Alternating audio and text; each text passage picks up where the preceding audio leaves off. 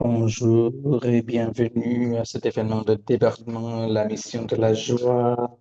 Nous sommes ravis de vous accueillir là où vous soyez dans le monde, que vous soyez prêtre, responsable paroissial, paroissien à vie, de renouveau, soyez le bienvenu. Nous vous remercions de votre présence aujourd'hui. Il s'agit d'un événement mondial en ligne qui vous est proposé grâce au partenariat entre Divine Renovation et Alpha. Donc, avant d'aller plus loin, comme j'ai mentionné, prenez un moment pour indiquer dans le clavardage de vous connecter et assurez-vous que vos paramètres de clavardage sont réglés sur tout le monde plutôt que sur tous les participants. Moi, je suis Alex, je suis avec Renouveau Divine ou Divine Renovation au Canada et Ed est avec moi aussi. Nous avons l'honneur de vous accompagner aujourd'hui. Donc, si vous venez d'arriver, euh, il s'agit d'un événement entre Divine Renovation et Alpha. Il s'agit d'une mission de présentation à Jésus à travers des conversations et d'une proclamation évangélique. Et avec le renouveau divin, nous passons du maintien à la mission. Nous donnons l'espoir aux paroisses. Nous faisons cela dans un partenariat et aussi pour aider. Nous sommes très reconnaissants de notre partenariat avec Alpha euh, pour présenter à Jésus aux gens par l'hospitalité, la conversation et la proclamation de l'Évangile. Donc, cela crée un espace plein d'espoir au lieu de doute. Donc, s'il y a des engagements, tout le monde puisse explorer des questions de foi et de sens de vie. Donc, quelques questions de règles d'ordre général. Cet événement dure 75 minutes et ce sera enregistré. Donc, s'il y a des points saillants que vous aimeriez entendre, nous allons partager ce contenu par courriel et aussi l'interprétation est disponible en bas de votre écran. Vous pouvez cliquer sur l'icône de globe et sélectionner votre langue. Là, vous serez redirigé vers le canal d'interprétation approprié. Merci, Alex. Aujourd'hui, nous allons parler de la mission de la joie et de l'évangélisation dans notre monde actuel. Nous nous retrouvons réunis en un moment que l'Église a décrit non pas comme une ère de changement, mais comme un changement d'air. Changement d'air. Euh, la mission et le débordement de joie qui ressort de l'espoir. Donc, pour célébrer ce partenariat, nous accueillons un ami qui incarne si bien cette collaboration. Hugh Vormanhoven, directeur associé d'Alpha dans un contexte catholique. Hugh, merci d'être venu et de tout ce qu'Alpha apporte à l'Église dans le monde entier. Donc, il y a, il y avait 85 000 séances d'Alpha dans le monde qui donnent beaucoup d'espoir dans le monde. Nous avons la chance d'entendre de trois ministres.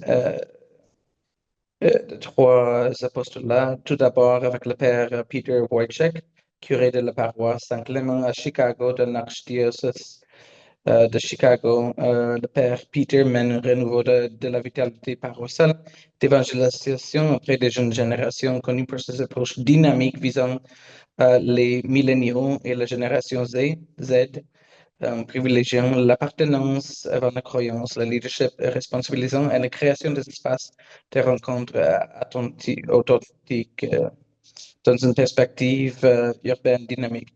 Aussi, nous avons le père Antoine Lavial, prêtre de Toulouse.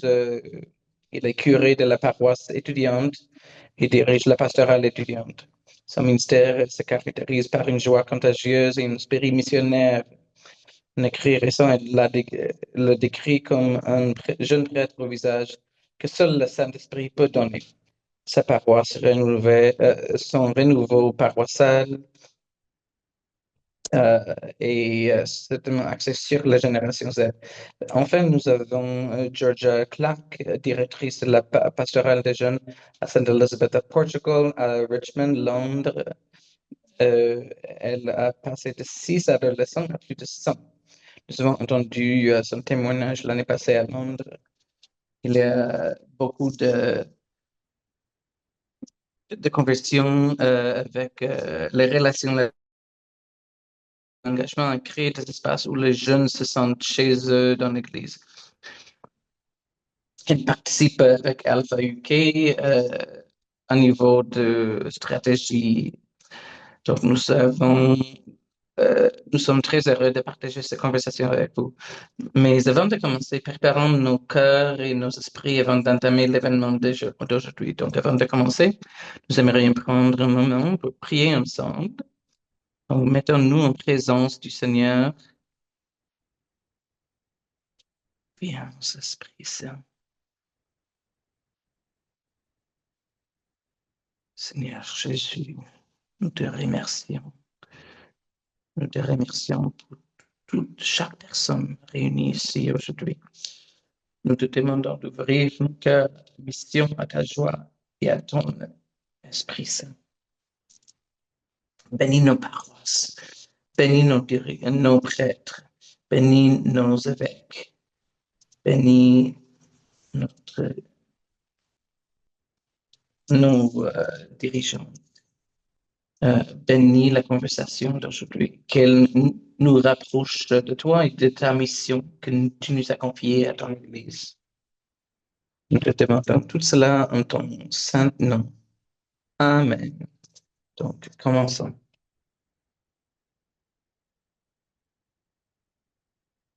Et bienvenue vous tous. Aujourd'hui, nous aimerions explorer un thème important. Qu'est-ce qui se passe dans le monde actuel et quelles sont les réalités vécues dans l'Église et surtout comment nos paroisses peuvent-elles devenir des lieux de rencontre, de formation de disciples et de missions fondées sur la joie de l'Évangile.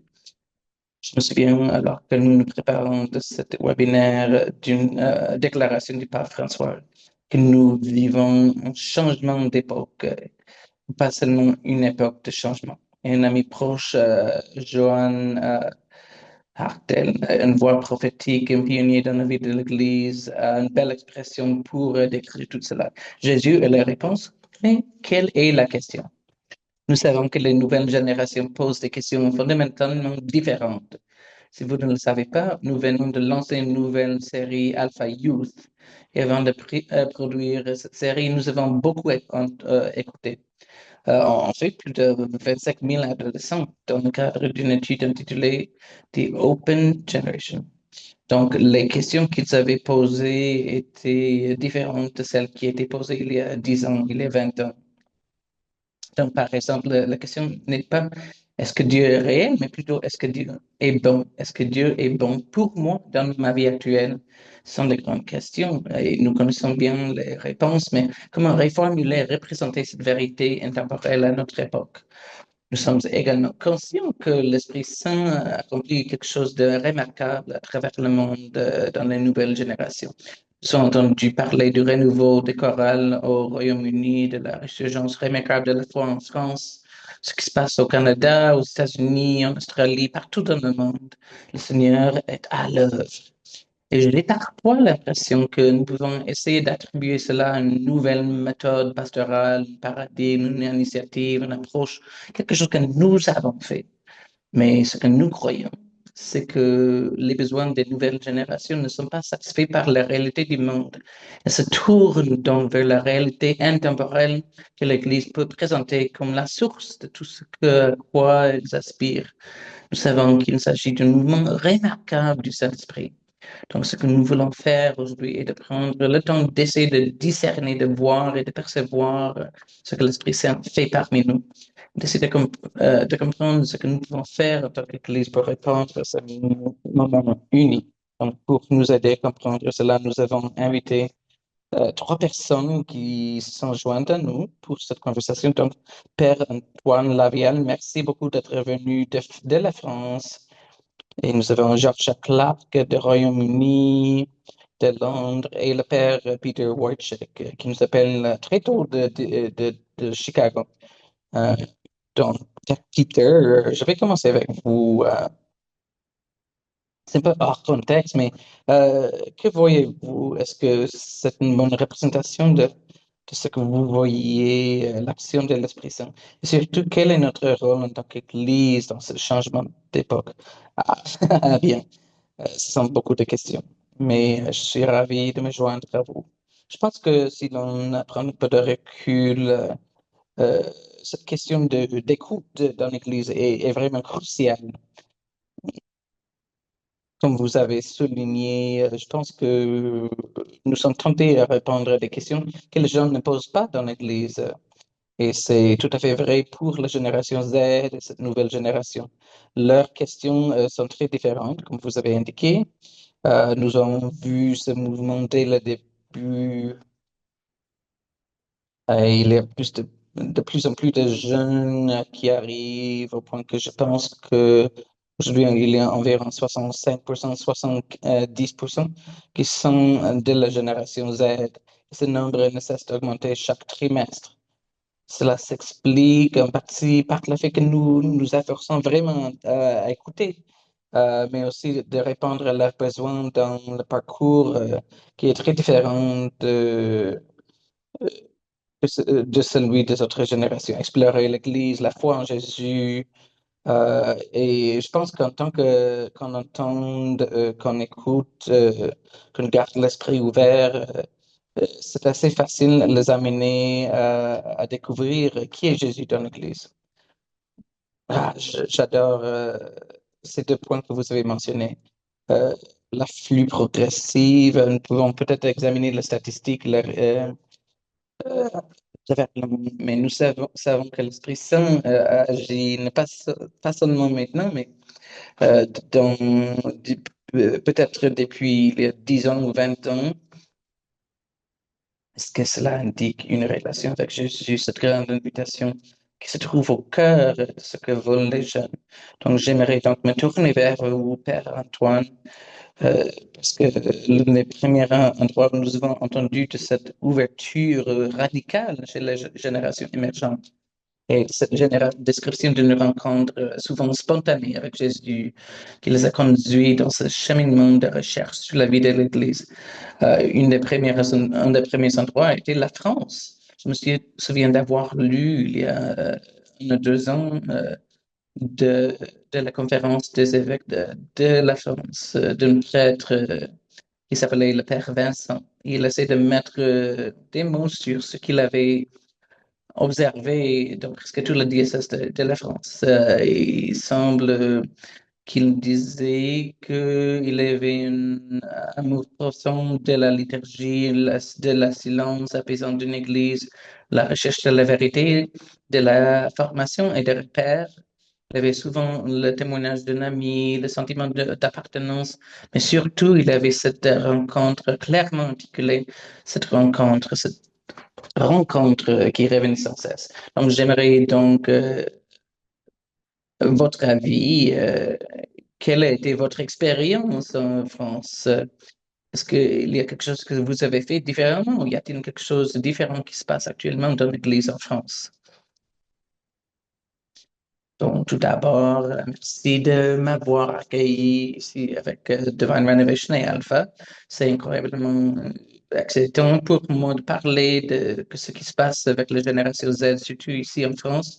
Donc, juste un peu de contexte, je suis le curé d'une paroisse pour les étudiants euh, à Toulouse, la plus grande ville étudiante de la France.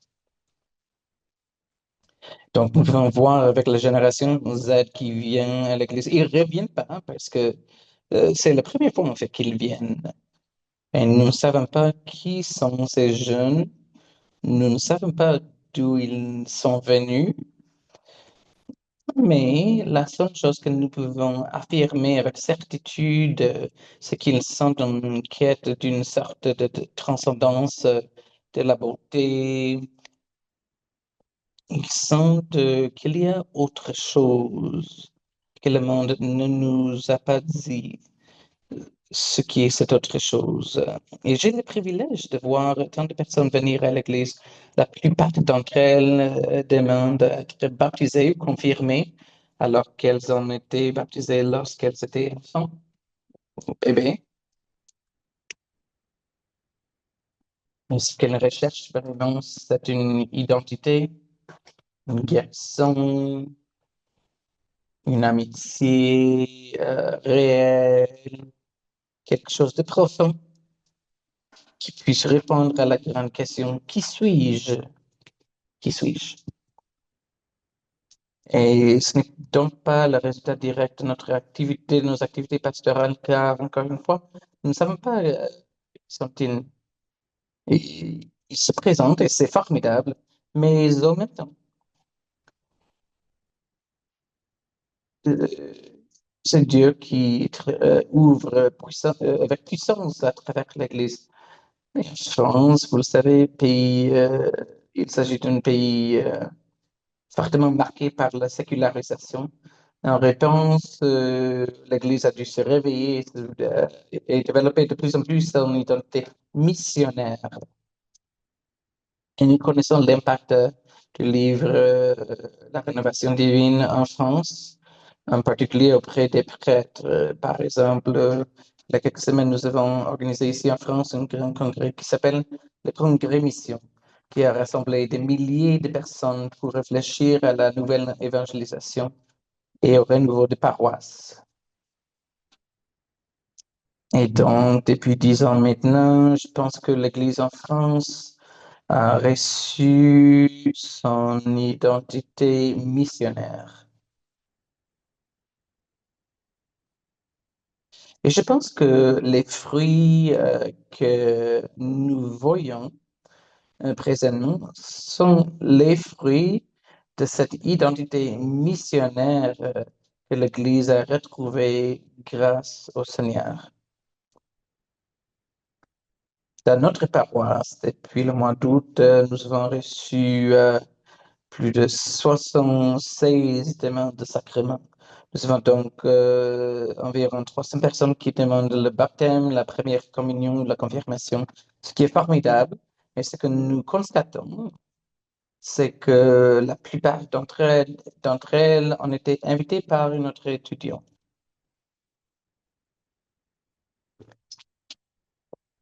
La génération actuelle n'a pas peur du monde.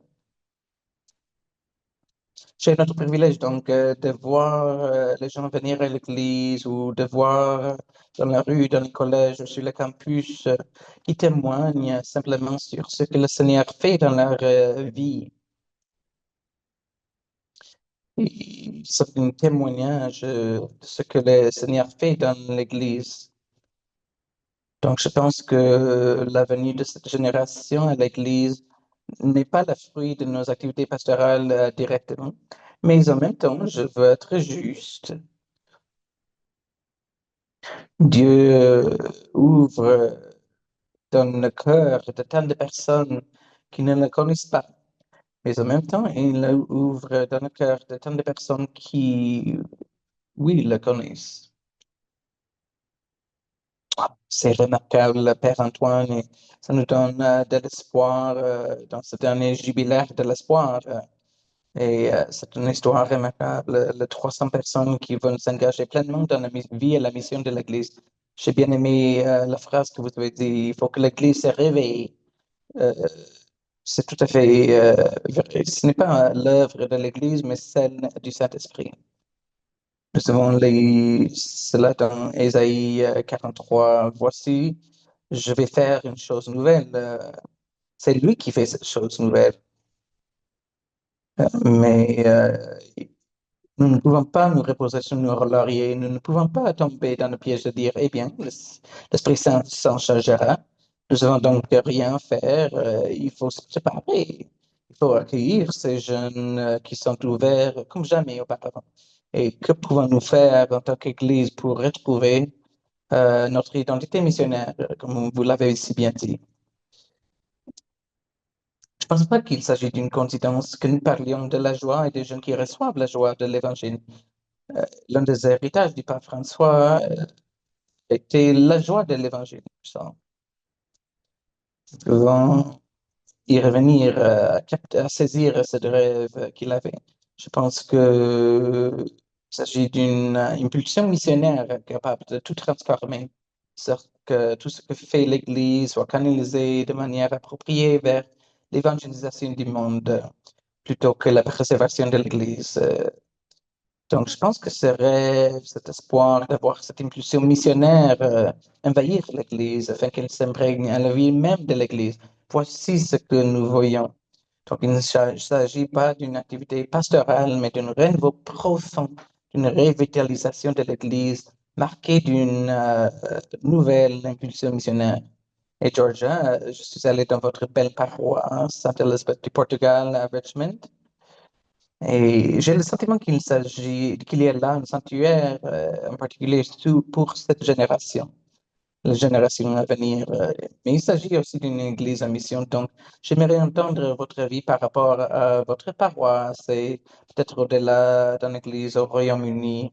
Avez-vous le même sentiment que vous exprimez, que celui exprimé par le Père Antoine? Comment votre église s'est-elle engagée dans sa mission d'accueillir les jeunes? J'ai bien aimé ce que le Père Antoine vient de dire sur ce que cette Église a pris conscience de son identité missionnaire.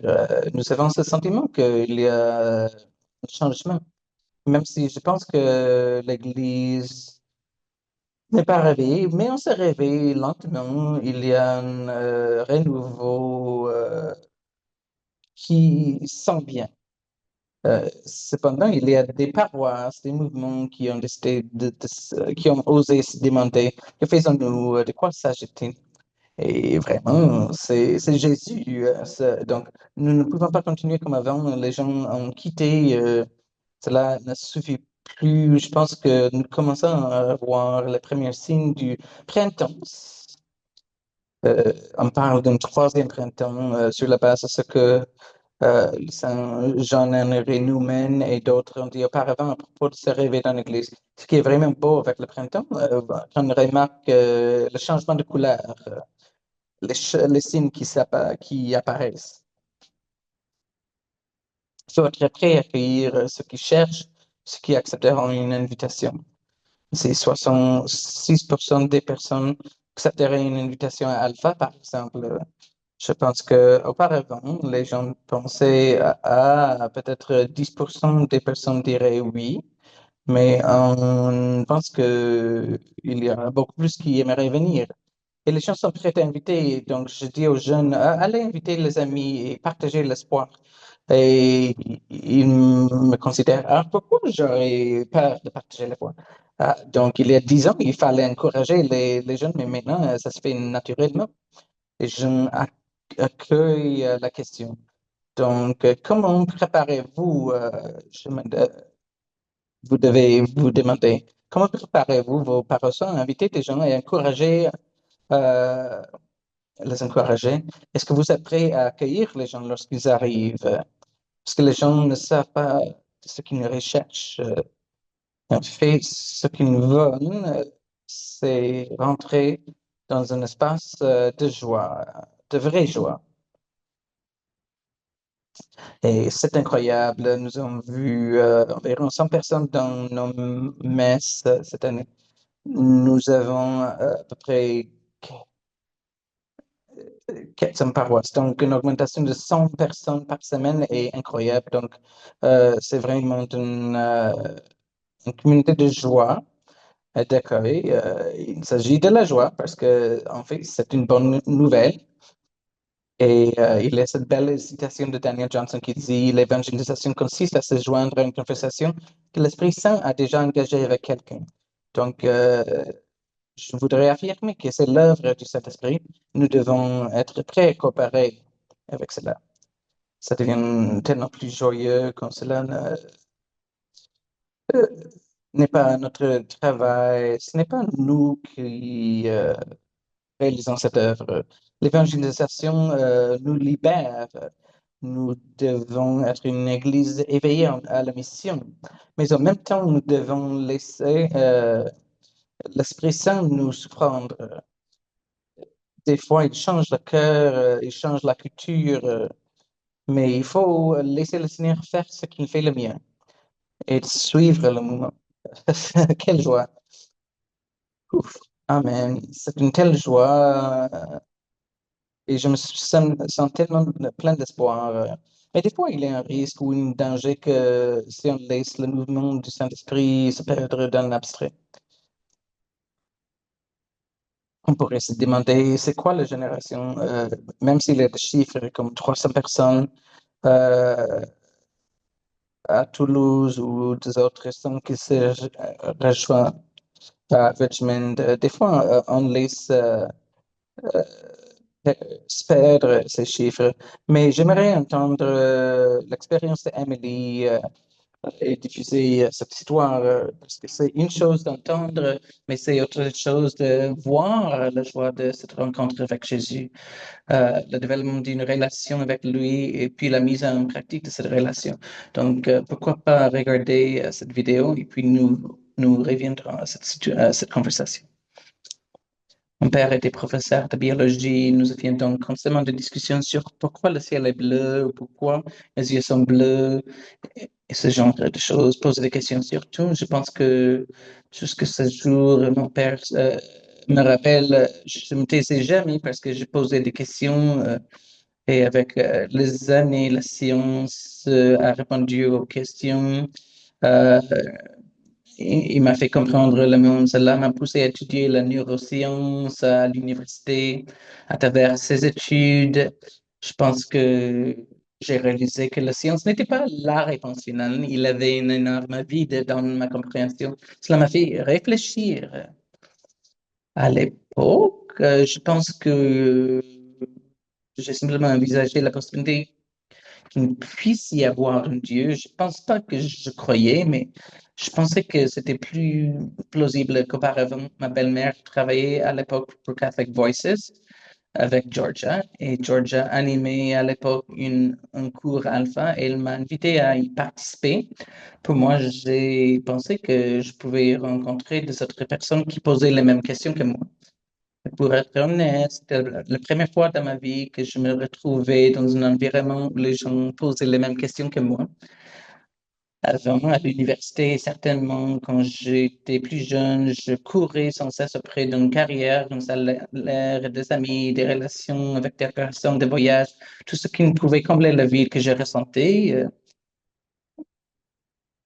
Puis, en découvrant la foi en rejoignant l'Église catholique, j'ai trouvé l'épanouissement que je cherchais. Et au final, je me sens en paix et c'est formidable. Emily m'a dit que lorsqu'elle est devenue catholique, lorsqu'elle a rencontré Jésus, c'est comme si elle voyait la vie en couleur pour la première fois. J'adore cette image qu'elle a décrite. Mm. Et je pense que cela décrit vraiment ce que nous essayons de communiquer. Il est très difficile de se souvenir de ce qu'on le savait avant de le savoir. Si les gens viennent chez vous sans savoir ce qu'ils recherchent, mais lorsqu'ils rencontrent le Seigneur, c'est pourquoi tout doit tourner autour de Jésus et de la rencontre. Donc, nous ne pouvons pas avec une paix agréable, une belle homélie, mais plutôt une amitié avec Jésus. C'est là où les choses changent. Alors, je reviens à cette citation de Saint Irénée qui dit que la gloire de Dieu, c'est l'homme pleinement vivant. Et je pense que c'est vraiment très percutant. Ainsi soit-il. Oui, la gloire de Dieu, c'est l'homme pleinement vivant, mais ensuite, lorsqu'on regarde nos paroisses, nos églises remplies des incroyables disciples missionnaires qui, qui ont été de genoux pour prier pour un moment comme celui-ci, on revient à l'image du pape François qui dit que la paroisse n'était pas une institution dépassée, mais plutôt une communauté de communautés, un sanctuaire euh, de soif et un centre d'évangélisation constante. Je pense que cette image vivante d'une belle communauté, de communauté sanctuaire, ce que nous avons entendu parler, un peu dans l'histoire d'Émilie, le sanctuaire où ceux qui ont soif peuvent venir boire.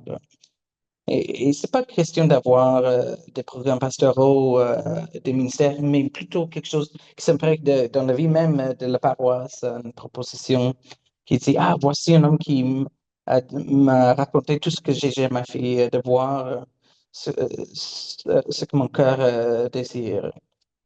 C'est important de noter, Père Peter, que il s'agit peut-être d'une résurgence, pas une émergence, ça a été toujours là, mais peut-être une nouvelle insistance sur la synodalité, ce cheminement ensemble en tant qu'Église pour réaliser cette vision que le pape François nous a présentée d'un sanctuaire, d'un centre de mission, ou plutôt d'une disposition spirituelle. Nous avons entendu cela du Père Antoine de Georgia, qu'il faut se préparer en tant qu'Église. Euh, et d'être prêt à accueillir, à inviter, à offrir cette belle hospitalité et cette culture d'espoir afin que les jeunes puissent rencontrer Jésus et vivre leur vie dans l'Église. Donc, comment faire cela dans nos paroisses et animer les paroisses afin qu'elles deviennent ce lieu de communauté, de communauté, ce sanctuaire, ce centre de mission? Je pense que Georgia l'a bien dit. Cela commence avec Jésus au cours de mes années de ministère et de travail avec l'archidiocèse et de centaines de paroisses. Je constate que les paroisses qui sont vraiment feu le sont à cause de Jésus. Je pense donc que c'est pour cela qu'Alpha a été un mouvement si important pour nous ici à Saint-Clément et dans tout l'archidiocèse. Parce que ça nous prend des personnes, y compris moi, des laïcs, et nous apprend à avoir des conversations centrées sur Jésus et non sur l'Église. Je pense que c'est une expérience qui nous rend humbles, car nous reconnaissons que nous n'avons en fait pas beaucoup de conversations centrées sur Jésus. Ainsi, premièrement, cela nous appelle à ce que nous sommes vraiment appelés à être en tant que disciples et de nous concentrer sur Jésus. Et deuxièmement, cela nous apprend à être un mode d'accompagnement. Dans l'Église catholique, nous n'utilisons pas le mot communauté, mais communion. C'est important parce que lorsqu'on parle de communauté, vous êtes une communauté avec qui, les gens avec lesquels vous vous sentez à l'aise, qui partagent des valeurs, euh, vous savez bien. Mais l'Église vous appelle à sortir de la communauté pour entrer en communion. Vous êtes en communion avec toute la création. Jésus est le sauveur universel. Il y a quelque chose de profondément humble dans ce mouvement que- qu'on est envoyé à vivre en communion avec d'autres personnes, que vous, en tant que communauté, en tant qu'Église, vous êtes appelés à continuer à développer cette communauté en invitant les gens à entrer en relation avec Jésus. Donc, concrètement, Hugh, je pense que la première étape consiste à reconnaître qu'il existe un potentiel. Comme aux États-Unis, il n'y avait pas besoin d'évangéliser parce qu'il y avait des immigrants, des Irlandais, des Polonais, des Allemands, des Italiens qui arrivaient. Donc, pourquoi évangéliser? Ils se présentaient tout simplement à votre porte, mais au cours des 60 dernières années, ils ont cessé d'arriver, ils ont cessé de croître, nous avons commencé à décliner. Je pense que nous vivons aujourd'hui un moment béni, porté par la génération Z, qui vient de son propre chef. Et en tant qu'Église, nous prenons du recul et nous disons, ah, comment évangéliser, comment accueillir ces personnes, comment avoir ces conversations qui ne sont pas centrées sur le Christ, mais qui aident vraiment les gens à faire l'expérience de la bonté et l'amour de Jésus de manière sacramentelle, afin de les accompagner dans la croissance de la foi. Je pense qu'il y a donc deux mouvements ici. La première consiste à reconnaître que l'Église elle-même est toujours appelée à la conversion des cœurs. Nous devons toujours retourner au Christ nous-mêmes et à réintroduire les structures de nos paroisses au Christ. Nous retrouvons dans ce faveur missionnaire. Et le deuxième est qu'en tant qu'Église, nous devons alors créer un espace pour les gens, tout comme le Père Antoine et Georges ont dit, afin d'accueillir les personnes et de reconnaître leurs histoires, l'œuvre de Dieu dans leur cœur. C'est pas nous qui les les convertissions. C'est l'Esprit Saint qui est l'agent de la conversion. Tout ce que nous faisons est d'accueillir, d'accompagner de manière synodale. Mais ne vous y trompez pas, c'est l'Esprit Saint qui accomplit l'œuvre de conversion. Amen. Je pense que j'entends certains fils conducteurs entre vous trois, que les paroisses doivent être des lieux de rencontre, de renouveau, de communauté. Euh, la personne qui vient devrait être accueillie afin d'avoir ce sens d'appartenance et de communion, comme vous avez dit, le Père Peter.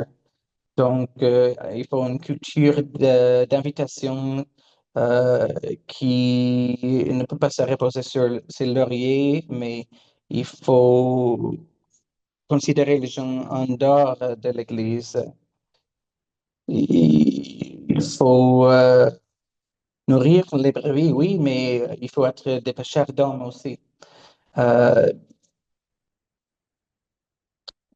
Et lorsqu'on voit ces jeunes, ces nouveaux venus qui explorent la foi, quelle est la prochaine étape qu'ils entrent non seulement dans la vie, mais aussi dans la mission de l'Église? Père Antoine, je suis curieux d'entendre votre esprit, parce que si j'avais plus de 300 catéchumènes de plus dans ma petite paroisse, euh, je ne savais pas par où commencer. Donc, comment l'avez-vous fait à Toulouse avec cette culture d'accueil, d'invitation, mais aussi cette nouvelle génération de leaders qui ont dû être formés pour accompagner ce modèle d'accompagnement. Comment avez-vous fait cela? Je ne sais pas. Mais non, il s'agit d'une bonne question. Pour nous, c'était très clair que notre paroisse, en particulier, devait se transformer afin d'accueillir les gens, afin de développer une culture d'accueil radical dans l'Église pour les personnes qui viennent en grand nombre. C'est excellent, les gens se présentent à l'Église, mais ils ont vraiment rencontré Jésus-Christ. Même les nouveaux venus, nous ne savons pas d'où ils sont venus, mais le fait de demander le baptême ne signifie pas automatiquement qu'ils ont rencontré Jésus-Christ.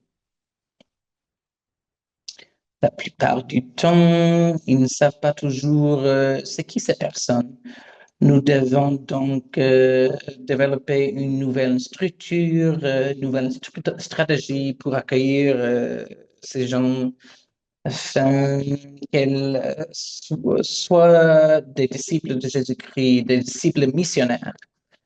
Donc, ce que nous avons fait, notre outil principal est l'alpha, évidemment. Je pense que c'est pour cela que je suis venu ici avec vous. Dans notre paroisse, nous lançons un nouveau cours alpha toutes les 3 semaines avec 30 à 70 participants par cours. C'est l'outil que nous utilisons pour créer un changement dans la vie personnelle. Ils viennent demander le baptême ou la confirmation ou le sacrement qu'il soit. Ils restent parce qu'ils ont rencontré Jésus-Christ. Beaucoup de gens reviennent à l'église parce qu'ils sont en quête d'identité. Des fois, ils viennent parce qu'ils n'aiment pas le monde et tout. Et c'est tout. Ils cherchent quelque chose d'autre. Et donc, grâce à Alpha, ils peuvent faire l'expérience du Christ ressuscité et de la puissance du Saint-Esprit.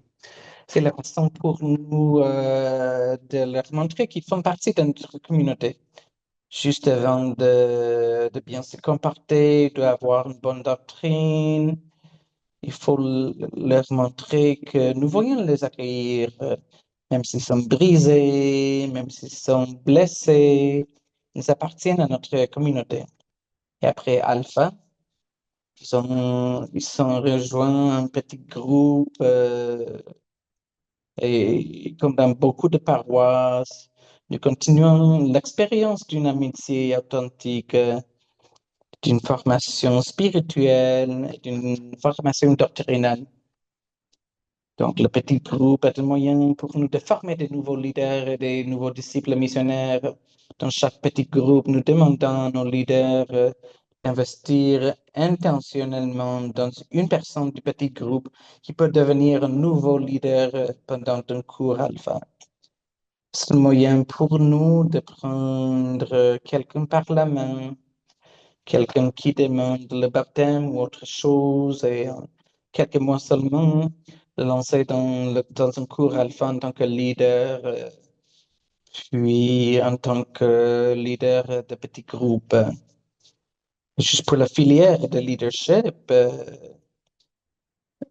mon rôle principal dans la paroisse est de m'occuper des leaders et d'investir, de les équiper pour pour qu'ils puissent à leur tour équiper et investir dans d'autres leaders. Donc, chaque mois, nous avons 2 soirées de formation, un week-end de formation pour les leaders et les nouveaux leaders. Ainsi, chaque mois, nous essayons de former 30 ou 40 nouveaux leaders pour Alpha et notre paroisse. J'aurais comme dizaines de questions supplémentaires pour approfondir, mais j'ai bien aimé votre intentionnalité. Vous avez insisté sur un point, à savoir être être intentionnel en tant que paroisse pour accueillir, accompagner, former, encourager les responsables, inviter, de lancer l'invitation à appartenir à l'Église, à croire en Jésus et être disciple missionnaire. Les 3 grandes invitations qui devraient être présentées à chacun. Et j'ai bien aimé ce dernier point. Et Georgia, peut-être vous pourriez donner votre avis par rapport à la formation, l'accompagnement et la formation de ces disciples missionnaires, souvent très nouveaux.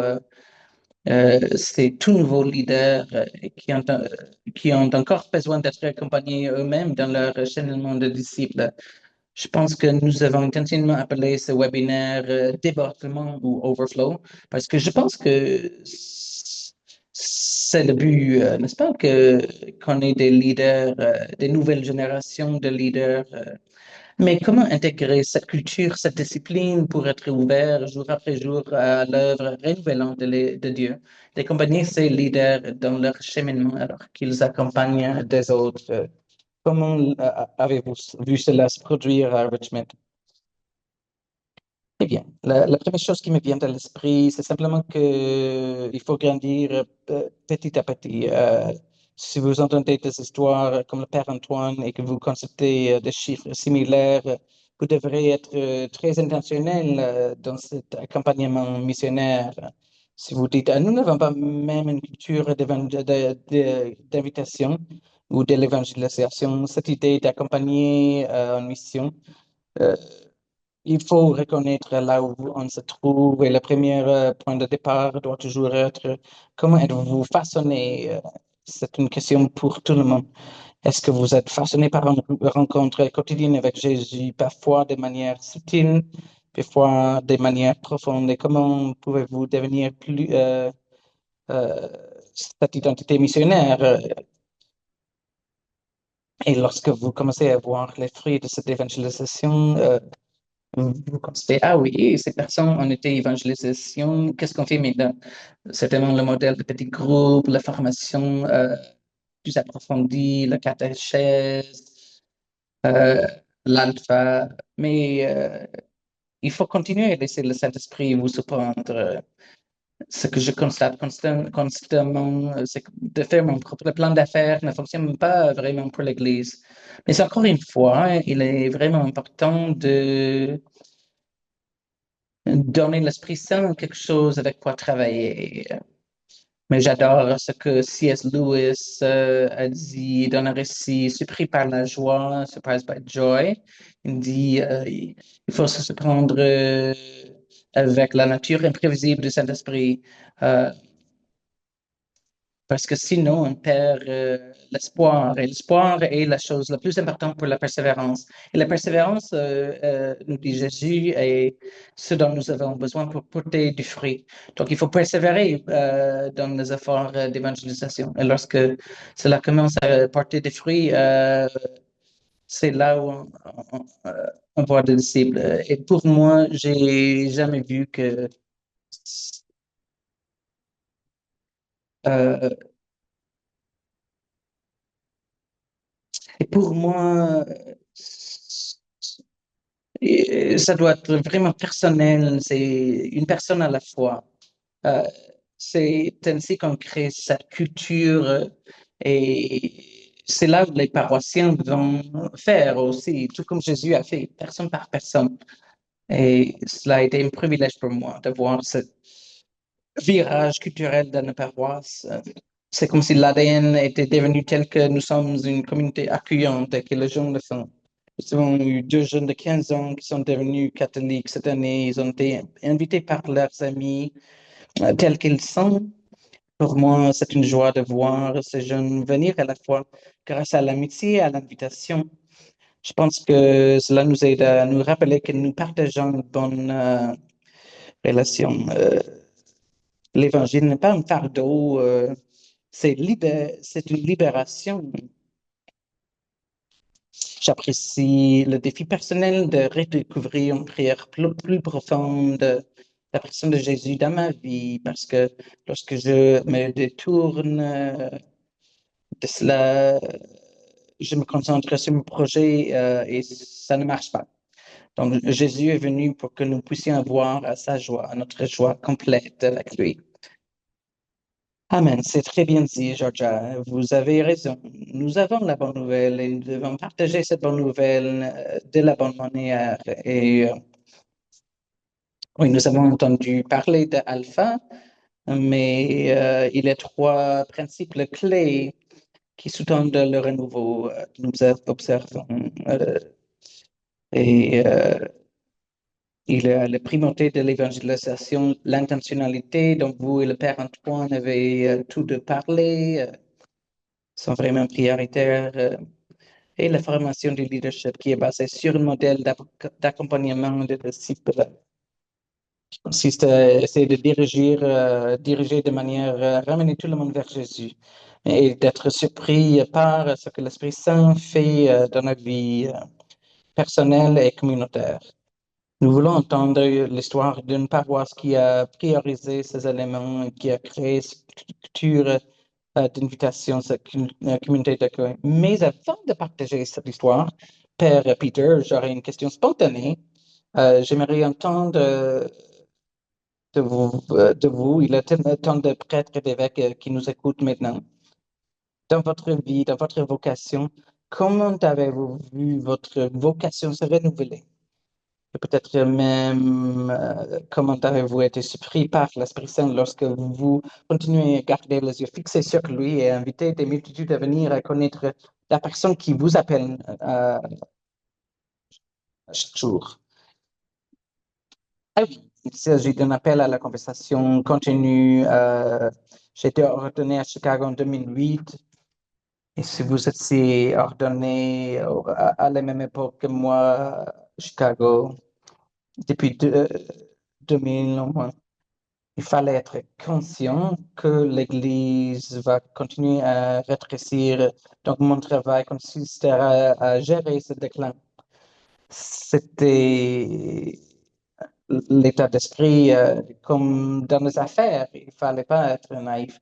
Donc, je pensais que ma prêtrise allait voir un déclin radical, tout comme on a vu aux États-Unis au cours des 50 dernières années. Les gens l'ignorent, mais ce n'était pas moins réel. Donc, je pense que comment être une église dans la réalité de fusion de paroisses, des églises qui se ferment, comment rester orienté sur la mission? Il fallait développer une spiritualité en sachant que votre fécondité ne vient pas des chiffres, mais d'une relation avec Jésus. Et puis la génération Z est venue et ça a changé l'idée de ce qui signifiait être Église. Et donc pour moi, c'était à la fois très rafraîchissant de voir ce mouvement de jeunes après 2020, au moins ici à Sacrement et sûrement à travers les États-Unis. Et puis deuxièmement, cette prise de conscience que nous devons être une Église différente maintenant que nous commençons à grandir. C'est là un appel personnel lancé aux curés, à tous ceux qui ont dépassé, qui se retrouvent dans ce rôle. Que veut Jésus pour cette Église? C'est la première question que je pose depuis mon arrivée ici en 2020. Euh, C'était ma première question à mon arrivée à Saint-Clément. Qu'est-ce que Jésus veut ici? C'est important d'écouter et de suivre la vision de Jésus-Christ. Allons-nous obéir à cette mission? Il faut savoir, comme c'est rappelé de la maintenance à la mission, d'abandonner les choses qui les gens aiment et qui ne sont pas fructueuses. Vous devrez consacrer beaucoup d'attention et d'énergie à la croissance de l'Église, à la formation des leaders. Ce que je constate, c'est que ces premières étapes, c'est plutôt une stratégie. euh, Et c'est intéressant de voir. Avec les 20 premières personnes, il y a de l'énergie. Mais maintenant, avec des centaines de personnes et des leaders, c'est plus difficile pour moi. Et maintenant, je suis pas aussi pertinent en tant que curé. C'est plutôt avec la connexion personnelle que Georgia a mentionné, ces relations interpersonnelles dans un petit groupe, comme Georgia a mentionné. Euh, et cela nous aide. En fait, il y a une division de trois groupes dans la paroisse. Et cela nous aide dans notre mission, surtout qu'on arrive à la taille euh, qu'on a, comment s'assurer qu'il y a une relation personnelle avec la personne et avec Jésus-Christ. Et je pense qu'avec le temps, cela devient de plus en plus difficile. Donc, il y a des chercheurs, des membres, les membres, diraient, je suis catholique, hein, et je viens de temps en temps. Puis, il y a des chercheurs et finalement, il y a des croyants qui s'intéressent à approfondir leur foi avec Alpha, RCA, et il y a des cours bêta après Alpha qui permettent aux gens de mieux comprendre ce que l'enseignement catholique, ce qui signifie la communauté catholique. Oui, à la fin, nous avons le troisième groupe, ceux qui sont des disciples. Nous organisons des petits groupes de vie pour les disciples afin qu'ils puissent se former mutuellement et de vivre en relation avec Jésus-Christ. Et c'est important de voir que les gens se trouvent dans des stades différents. Et plus nous prenons Jésus au sérieux, plus nous voulons grandir dans notre foi, plus votre paroisse est grande, plus il est facile de perdre des gens parce que les gens se sentent ignorés. Maintenant, nous avons un alpha avec 350 personnes, c'est très facile à perdre des gens. Donc, il faut être stratégique à ne pas perdre personne dans ce groupe. Comment cultiver des relations et les accompagner vers les étapes suivantes. C'est ce que je cherche, Jésus. Donc, ce que je vois ici, il s'agit d'une période fructueuse grâce à la fidélité des générations précédentes. Cela n'a rien à voir avec moi. Je suis un nouveau venu. Je n'ai rien fait pour favoriser cette croissance. Ce sont mes prédécesseurs qui ont travaillé très dur pendant des décennies. Et aujourd'hui, nous récoltons les fruits de leur travail. Cela m'appelle une nouvelle façon d'être une église. C'est une opportunité pour les prêtres et l'évêque de reconnaître cette opportunité dont le pape François a parlé dans l'Evangelii Gaudium, d'être une église missionnaire qui cherche des moyens de déployer notre meilleure énergie dans l'évangélisation des gens et la relation avec Jésus. Amen. Quelle belle façon de conclure, Père Peter, en disant que la fraternité est le développement de la fidélité des générations passées.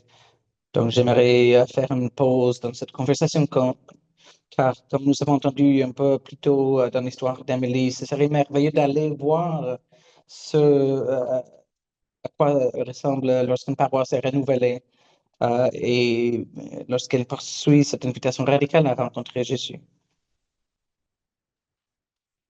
Le 1er juillet 2020, mon premier jour, personne, zéro, il n'y avait personne. Nous avions environ 180 000 dollars de dettes.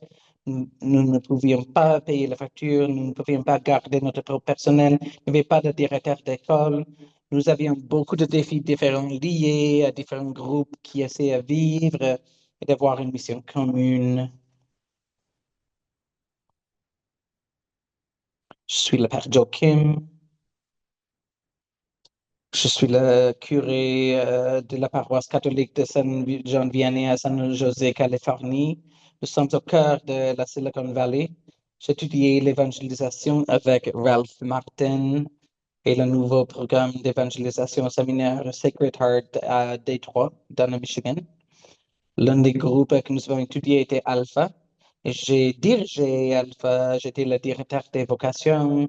Nous avons mené ce programme avec des jeunes adultes et j'ai vu qu'il fonctionnait vraiment avec des jeunes adultes. Et donc, lorsque je suis devenu curé ici, Alpha était pour moi un excellent moyen de rencontrer les gens et de commencer à un certain endroit. Euh, Délicieux. Nous te rendons grâce pour cette communauté qui ne cesse de grandir. Nous te demandons de nous bénir et de bénir cette nourriture, qu'elle soutienne ceux qui viennent ici comme signe de ton grand amour. J'ai toujours rêvé que les gens puissent avoir une conversation naturelle sur la foi. Je pense qu'Alpha a trouvé un langage très unique qui, selon moi, a contribué à lancer cette conversation. Lorsque le père Joe m'a parlé d'Alpha, je me suis dit, je n'ai pas besoin d'Alpha, je connais déjà ma foi, je n'ai pas besoin de savoir qui est Dieu, je sais qui est Dieu. J'étais donc un peu réticent. Mais avant Alpha, les enseignants n'avaient vraiment aucun moyen de parler de foi entre qui est Dieu, comment Dieu m'aime, comment vivre ma foi, mon amour pour Dieu. Nous ne parlions pas de ces choses. Maintenant, on le fait à tout bout de champ. Alpha a uni notre paroisse, car c'est comme une cuisine qui unit une famille. Tout le monde doit manger. Je suis sûr, sérieux, quand vous devez cuisiner pour 300 personnes et que vous avez un programme de 17 semaines consécutives, tout le monde se réunit. Vous m'entendez bien? Buenas noches, bienvenidos a todos. Je parle plus l'espagnol parce que je viens de rentrer du Mexique. Applaudissez notre équipe de cuisine qui a préparé le chili verde. Gerardo a traversé une période difficile. Il a perdu sa fille, il s'est séparé de sa femme. Il était en deuil, mais il est venu. Il était dans un programme alpha. Les gens l'aimaient bien parce qu'il avait une expérience. Il est devenu le leader de tout l'alpha. Combien des alphas? Trois. Il a participé dans trois, mais puis il a dirigé l'alpha l'année dernière. Je pense vraiment que l'alpha peut faire dans la vie. L'alpha m'a aidé beaucoup dans la vie. Il m'a changé. Il m'a fait voir comment l'Esprit Saint travaille. Ce programme m'a enseigné comment connaître les choses de Dieu. Et j'ai continué à avancer en connaissant davantage. Merci beaucoup. Je pense qu'Alpha peut amener les gens à s'unir au corps du Christ euh, de différentes façons que la confession. Parce que là, il s'agit d'une relation, une interaction interne avec Dieu. Une partie de la croissance qui se produit lors d'une confession doit être suivie d'un enracinement dans la communauté. Jésus nous appelle à former un corps, une communauté entière. Il y a un rêve dans notre Église. Alpha a été la porte d'entrée pour cela. Les gens ont tissé des liens entre eux grâce à Alpha. Et maintenant, ils assistent à la messe, ils participent à des ministères, assument des rôles de leadership qu'ils n'auraient peut-être pas fait avant Alpha. Grâce à Alpha, il y a plus de gens qui vont à la messe, la collecte est augmentée, il y a plus de familles qui viennent dans notre école. Mon ancien évêque, que Dieu ait son âme, Monseigneur McGrath disait que si la nouvelle génération était vraiment couronnée de succès, nous n'aurions pas assez de place dans nos paroisses.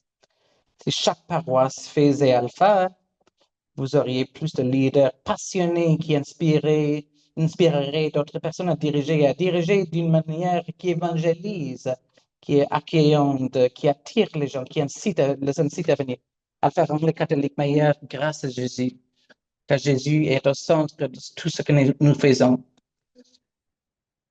Je participe à Alpha chaque fois et il y a toujours quelque chose de nouveau car le charisme agit toujours sur vous. C'est le fondement de l'évangile. L'évangile est vivant. C'est la personne de Jésus.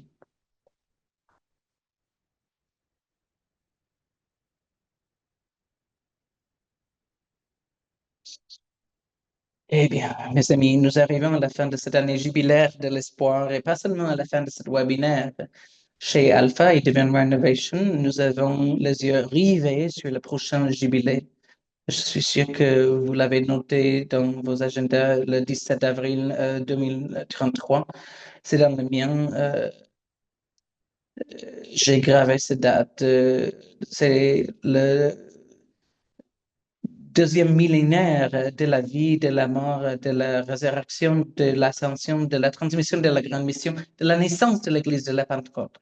C'est un moment de célébration incroyable. Je ne sais pas ce qui va s'arriver le lendemain. Je sais que l'Esprit Saint a encore un plan pour l'Église et pour le monde. Mais cela nous remplit d'une grande espérance alors que nous s'apprêtons à franchir une étape importante dans cet incroyable pèlerinage que nous l'accomplissement en tant qu'Église. Cher Peter, vous avez terminé juste avant de partager ce rêve qui fait écho à celui du pape François. Et nous avons beaucoup rêvé en tant qu'Alpha et Divine Renovation. Notre rêve est vraiment de voir tout le monde, d'inviter à découvrir et développer une relation avec Jésus-Christ. Nous en avons beaucoup parlé ici dans cette conversation, mais aussi d'inviter chaque paroisse à vivre un renouveau missionnaire et de voir ces nouvelles générations qui se lèvent en tant que disciples missionnaires qui transforment la société. Nous connaissons du père James Ballon qui dit que les personnes transformées transforment eux-mêmes des paroisses. Donc, si je me permets d'ajouter une petite phrase, c'est de transformer aussi pas seulement les paroisses, mais le monde entier. Et on voit que la voix de l'Église est plus nécessaire que jamais, euh, qu'elle soit aussi engageante, pertinente, accessible, mais nécessaire. C'est donc un peu notre rêve. Et là, que nous voyons cela se réaliser, nous voyons le fruit de cela. C'est l'évangélisation des nations, la révélation de l'Église, la transformation de la société. Mais j'aimerais conclure cette discussion. C'est comme nous avions pris part à un banquet, nous avons pu nous nourrir de votre sagesse, votre fidélité. J'aimerais vous poser la question à la clôture de cette année jubilaire. Quel est votre espoir dans cette période, surtout à l'approche de cette grande étape de 2023, 2033? Ici à Toulouse, nous avons le siège social de Airbus, une entreprise aéronautique. Elle est dans quelque sorte le cœur économique de toute la région de Toulouse. Mais je crois que la mission de l'Église est plus grande que celle de Airbus. Je rêve, moi, que l'Église puisse devenir le cœur existentiel de notre vie, de notre humanité. Je pense que c'est ainsi que les paroisses peuvent devenir une communauté de personnes qui peuvent rencontrer Jésus-Christ de façon réelle, à condition que les membres de la communauté aient le Christ comme leur Seigneur, leur roi. Et je pense que la génération Z, la jeune génération peut accueillir les gens. Je rêve que la génération Z réveille l'Église et que tous les membres de notre communauté, afin qu'elles rencontrent profondément Jésus-Christ, qu'ils soient saisis par la puissance du Saint-Esprit. Et oui, mon rêve est que la génération Z devienne la raison pour laquelle notre communauté est pleine de joie. Père Antoine, j'aime bien ce rêve que vous avez partagé, que l'Église devienne le cœur battant de l'humanité. Et Georgia, quel est votre rêve, votre espoir pour l'Église en ce moment unique? Je reviens à cette phrase de Saint Irénée, que la gloire de Dieu est l'homme pleinement vivant. J'aimerais que nos paroisses soient si vivantes que lorsque les gens y entrent, ils sentent quelque chose de différent chez nos paroissiens. Ils ne se disent pas, ah, quel bel édifice, mais qu'ils puissent le voir sur le visage, dans la vie de leurs collègues, des gens au café, des gens à l'intérieur de l'église, qu'ils soient pleinement vivants, qui ne rendent gloire à Dieu, qui ne vivent cette invocation que nous entendons parfois à la fin de la messe, qui nous invite à aller glorifier le Seigneur par nos vies. Pas seulement en étant des bonnes personnes, mais en étant tellement remplis de l'Esprit Saint que Dieu soit glorifié à travers nous. Magnifique. Et Père Peter, j'aimerais terminer avec vous. Quel est votre rêve, votre espoir? Mon rêve, je pense, est que à la fin, toute la communauté soit transformée par l'enseignement de Jésus, que nous ayons le sentiment de liberté nécessaire pour abandonner les choses qui ne sont pas fructueuses et pour relever le défi de la fécondité, que nous voyons la royaume de Dieu venir chaque jour dans nos actions, dans le message que nous partageons. Je pense que nous n'en sommes pas loin. Ah, de si beaux rêves, de si beaux espoirs et une vision de l'avenir si passionnante, car nous savons que c'est l'Esprit Saint qui nous trace ce chemin. Donc, Père Antoine, Georges, Père Peter, merci beaucoup. J'aimerais beaucoup conclure notre temps ensemble avec une simple prière, en priant pour les rêves que vous avez placés, que vous avez présentés à ceux qui en écoutaient. Père Antoine, voulez-vous commencer cet moment de prière? Au nom du Père et du Fils et du Saint-Esprit. Amen. Dieu notre Père, nous te rendons grâce, nous te louons, nous te bénissons, parce que tu nous donnes le privilège d'être des témoins de ce que tu fais actuellement dans l'Église, dans toutes les régions du monde. Tu appelles des personnes, des jeunes, à une relation personnelle avec toi.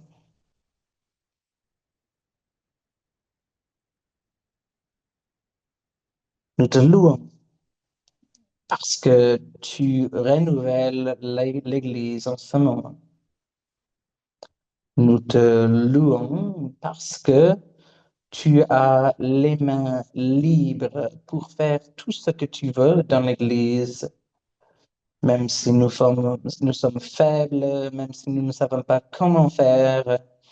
Tu es un Dieu puissant. Nous voyons maintenant, Seigneur, Dieu, euh, tu règnes sur le monde et nous te rendons grâce. Nous te confions tous les gens que nous desservons, les jeunes, les responsables paroissiales, euh, tous les responsables d'église à travers le monde. Nous prions pour le Père Peter, Père Antoine, tous ceux qui se trouvent dans la paroisse, les dirigeants qui la desservent. Nous prions pour Hugh, pour Alpha Divine Renovation, afin que le Seigneur continue à inspirer leur ministère et le guider dans tout ce qu'il fait, qu'il soit constamment surpris par la joie. Nous te remercions, Seigneur, pour la paroisse Sainte-Élisabeth de Portugal, pour tout ce que tu fais ici dans l'Église au Royaume-Uni, et nous simplement être dociles à l'œuvre de l'Esprit. Puissions-nous rester les yeux fixés sur toi, Jésus, que nos vies te glorifient. Et Seigneur, dans l'Évangile Jean 10, nous t'avons entendu dire, je suis venu afin que vous ayez la vie et la vie, que vous l'ayez en abondance. Et nous sommes reconnaissants de nous conduire à sa plénitude de vie. Donc, tous ceux qui nous écoutent aujourd'hui, qu'ils aient une confirmation de leur appel à la plénitude, qu'ils sachent qu'ils ont besoin des dons et qu'ils soient protégés contre le mal. Et je prie, tout comme le Père Antoine a prié pour les jeunes, je prie pour les générations qui ont été fidèles pendant des générations. Dans le dévouement et la prière se reflètent aujourd'hui dans la fécondité de la génération Z. Je remercie pour les pasteurs, les prêtres, les responsables laïcs qui ont travaillé pendant des générations sans voir des résultats, mais qui n'ont pas renoncé au rêve de Dieu pour son peuple. Je suis tellement reconnaissant de leur sacrifice, de leur incroyable foi. Je prie que nous ayons la même disposition de cœur, la même liberté d'apporter votre royaume, de proclamer votre bonté, de conduire les gens dans la relation avec vous. Nous demandons tout cela au nom sacré de Jésus. Amen, Amen, Amen. Au nom du Père et du Fils et du Saint-Esprit. Amen. Les amis, merci beaucoup de cette conversation merveilleuse. Amen, Amen. Quelle belle conversation, pleine d'espoir et si pratique aussi. Donc, merci au Père Peter, Père Antoine et Georgia d'avoir partagé avec nous vos sentiments, vos ministères, votre joie. Merci à Hugh et à nos partenaires d'Alpha. Nous aimons travailler ensemble dans le cadre de notre mission. Et nous vous remercions d'être ici, d'être venus, d'avoir priorisé ce moment ensemble. Nous espérons que vous êtes encouragés, inspirés et que vous avez une foi renouvelée dans l'action de Dieu dans votre paroisse. Ouf, tout à fait incroyable. La transformation des personnes qui ont euh, connu cette transformation. Les gens transformés transforment des paroisses. C'est formidable. Mais avant de nous quitter, nous avons certaines étapes pratiques. Tout ce que nous faisons chez Divine Renovation et Alpha existe pour vous servir, vous, vos dirigeants, votre paroisse, votre mission de renouveau. Donc, notre première invitation concerne le coaching Divine Renovation. Il s'agit d'un accompagnement destiné aux prêtres et aux équipes paroissiales qui souhaitent faire passer leur paroisse du maintien à la mission. Donc, ce coaching apporte un soutien de la clarté des étapes pratiques adaptées au contexte de votre paroisse et de construire des équipes de direction saines et une culture de mission. Vous trouverez le lien dans le clavardage. Nous aimerions vous inviter à la conférence de leadership Alpha de 2026 qui se tiendra le 4 et 5 mai à Londres. Ce rassemblement de 2 jours organisé par Alpha conçu pour renforcer et encourager les gens, les leaders chrétiens dans tous les domaines d'influence. Vous y découvrirez des discours et des interviews inspirants, des moments de prolongée de louanges et de prières, une hospitalité chaleureuse et de contact avec l'Esprit Saint. Il y aura des présentations, des entrevues, euh, comme je dis, des ateliers aussi interactifs, un espace pour entrer en contact avec des leaders. Il y aura une messe quotidienne, que vous soyez leader paroissial ou dans le diocèse. C'est un moment d'être rempli du Saint-Esprit. Donc, le lien se trouve également dans le clavardage.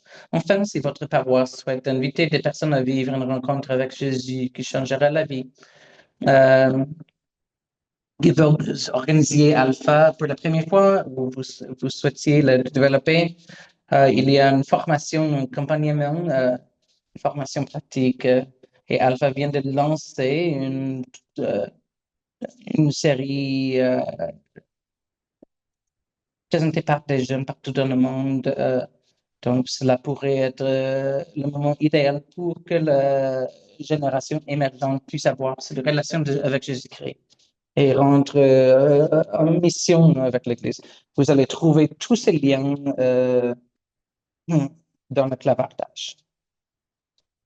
Et mes amis, avant de terminer, nous aimerions entendre votre avis. Nous avons préparé un très court sondage, donc cela prendra moins d'une minute. Donc, si vous pourriez consulter le lien dans le clavardage ou même cliquer sur le code QR, et cela nous aiderait à façonner les prochains événements. Donc, merci d'être venu. Merci d'avoir priorisé ce webinaire. Nous prions pour vous, vos paroisses, vos missions. Que Dieu vous bénisse et à la prochaine. Merci.